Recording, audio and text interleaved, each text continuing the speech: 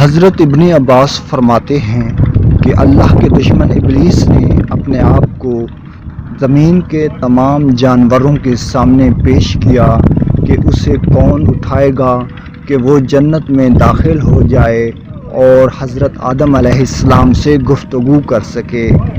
تو سب جانوروں نے اس بات سے انکار کر دیا، حتیٰ کہ ابلیس نے سانپ سے بات کی اور اس سے کہا کہ میں تجھے انسان کے ایذا سے بچاؤں گا، اگر تو مجھے جنت میں داخل کر دے تو میرے ذمے میں ہوگا۔ چنانچہ ابلیس کو سانپ نے اپنے دانتوں میں اٹھا لیا، یہاں تک کہ ابلیس سانپ کے منہ میں داخل ہو گیا۔ پھر ابلیس نے حضرت آدم علیہ السلام سے سانپ کے منہ سے گفتگو کی۔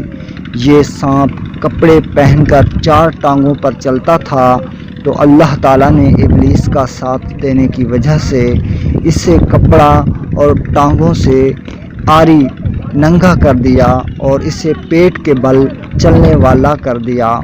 حضرت ابن عباس رضی اللہ تعالیٰ عنہ فرماتے ہیں، لہٰذا سانپ کو جہاں کہیں تم پاؤ اسے مار ڈالو اور اللہ کے دشمن کا اس سے بدلہ چکاؤ۔